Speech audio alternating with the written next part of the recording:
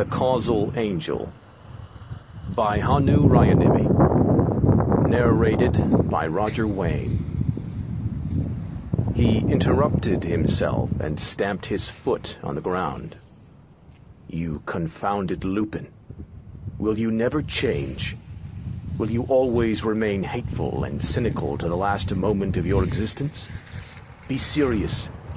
Hang it all. The time has come, now or never, to be serious. Maurice Leblanc, 813. Imagining the end of things when you are a child is perhaps impossible. The thin child, despite the war that was raging, was more afraid of eternal boredom, of doing nothing that mattered, of day after day of going nowhere, than she was of death, or the end of things. A.S. Byatt, Ragnarok, the end of the gods. Seaton did grin then.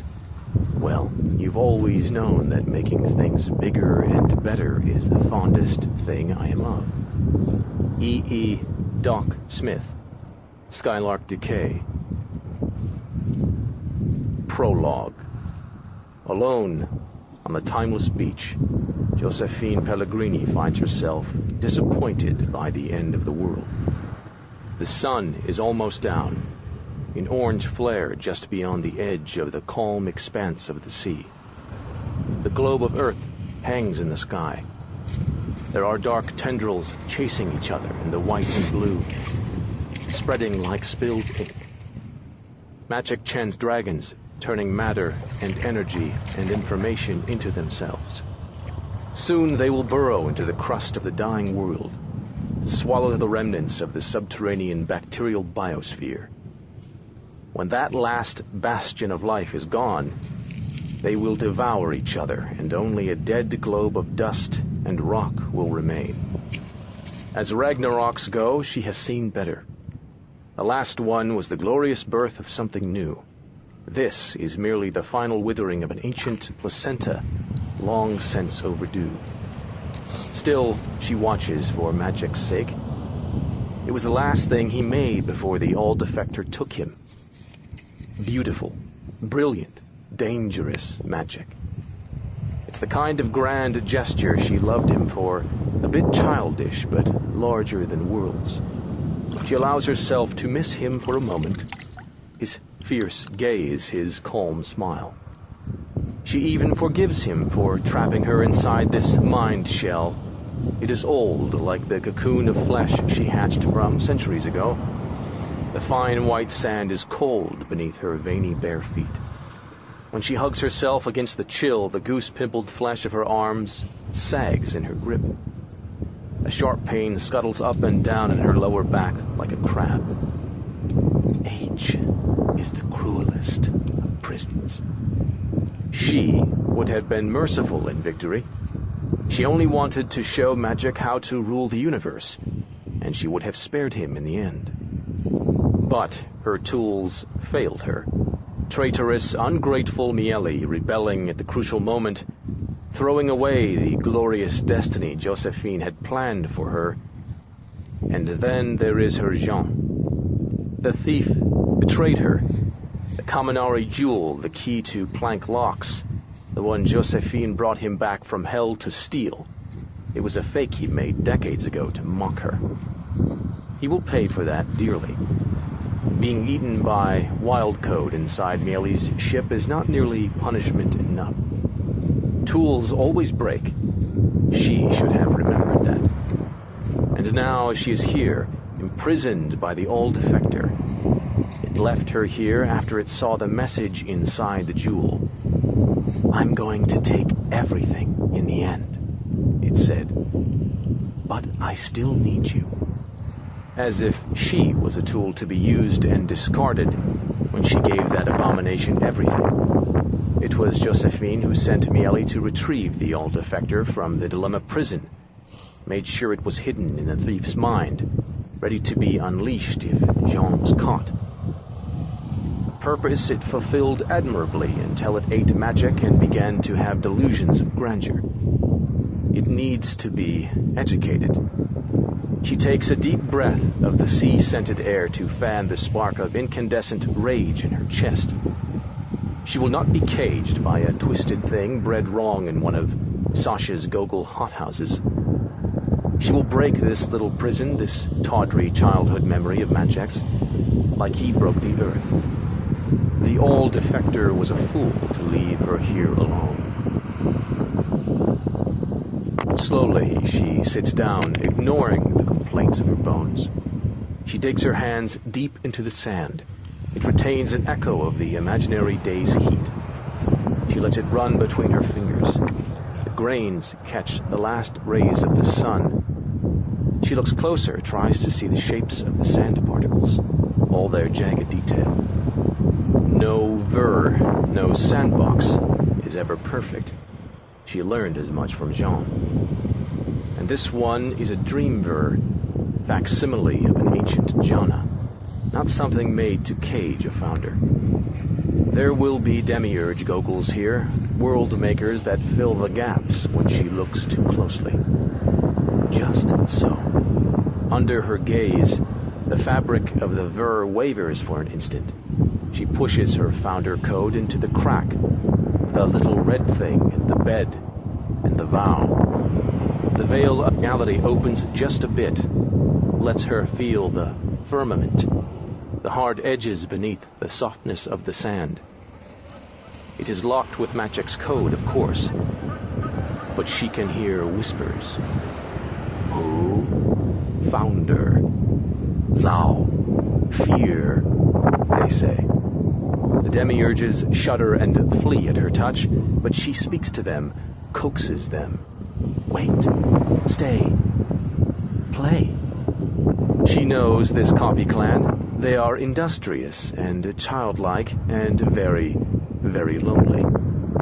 They listen to her, suddenly curious. She smiles. She may be caged in a decrepit mind shell.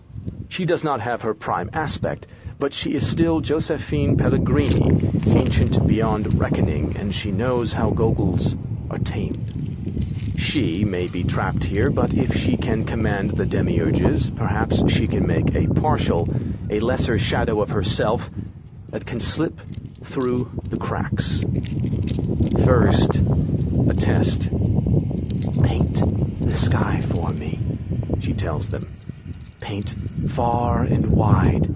Paint the system. Joyfully, they rush to obey. This is what they were told to do by their master, to shape the as if it was a dream, fill it with the stories other Goggles gather from the distant outside world, and with stories told within.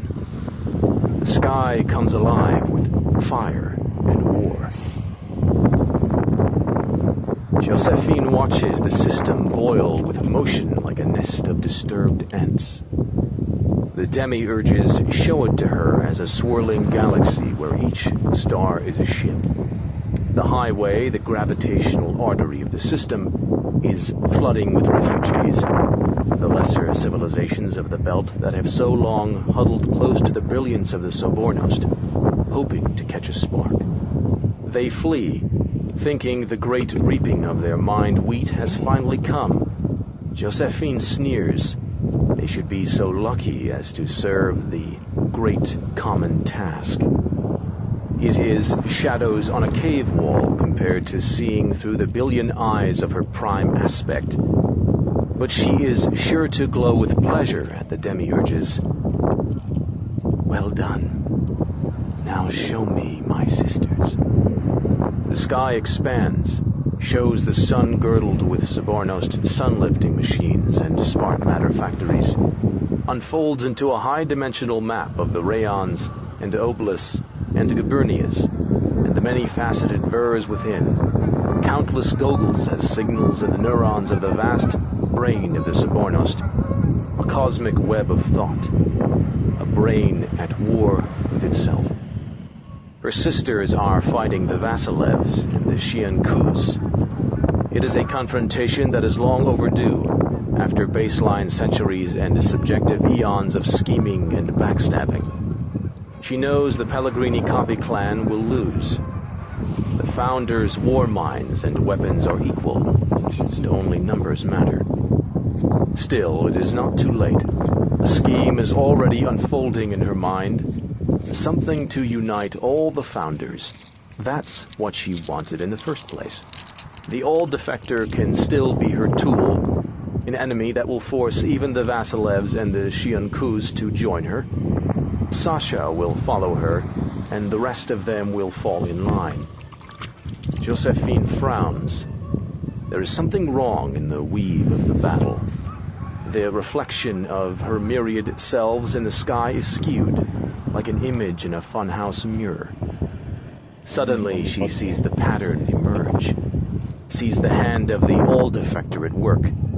She gazes into the face of an apocalypse, greater than any Machek ever dreamt, woven out of orbits, and battles, and thought wisps. She watches the war for a long time. It is like staring into the barrel of a gun, seeing the cylinder turning, inevitable and mechanical.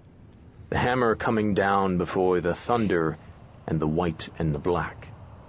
It is then that she understands what the old defector truly is. Finally, she closes her eyes, lies down on the cold sand, arms at her sides, in corpse pose. She listens to the white sound of the sea. It wanted me to see that, she thinks. It knew what I was going to do.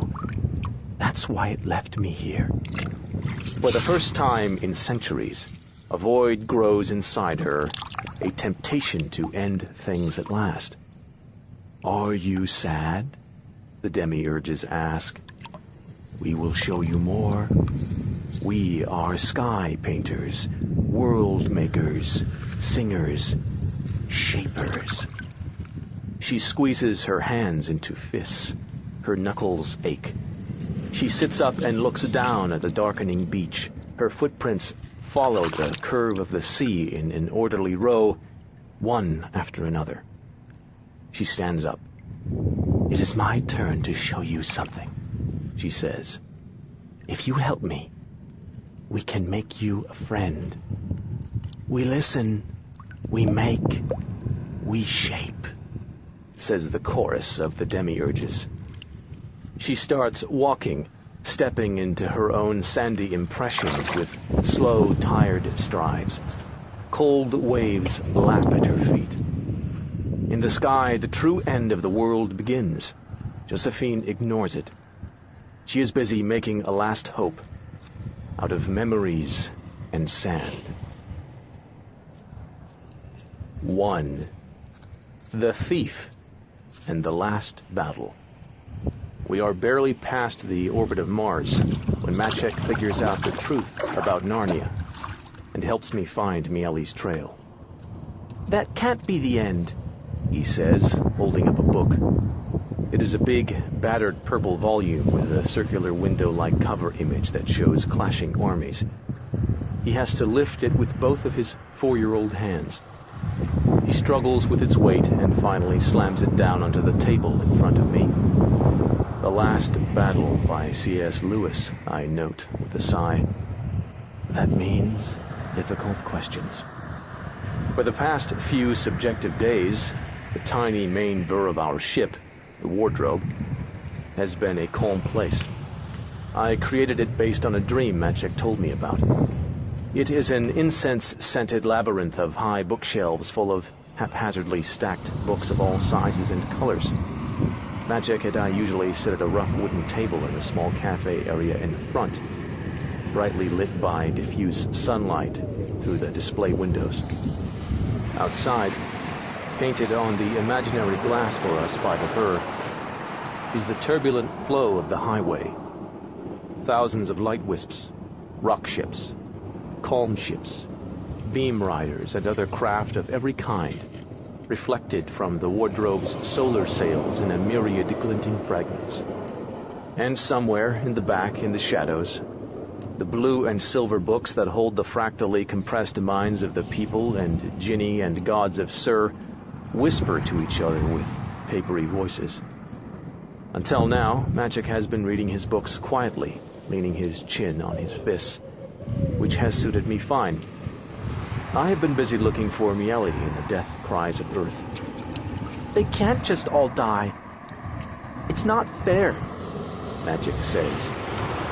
I look at him and make my Soul Highway Zoku jewel, an emerald crystal disc with a tracery of milky veins inside, a gift from a friendly cetamorph, spin between my fingers. Listen, Magic, I say. Would you like to see it?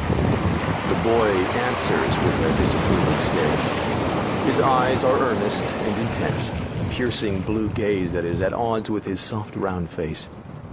It brings back uncomfortable memories from the time his older self caught me and took my brain apart, neuron by neuron. He folds his arms across his chest imperiously. No. I want to know if there's a different ending. I don't like it. I roll my eyes.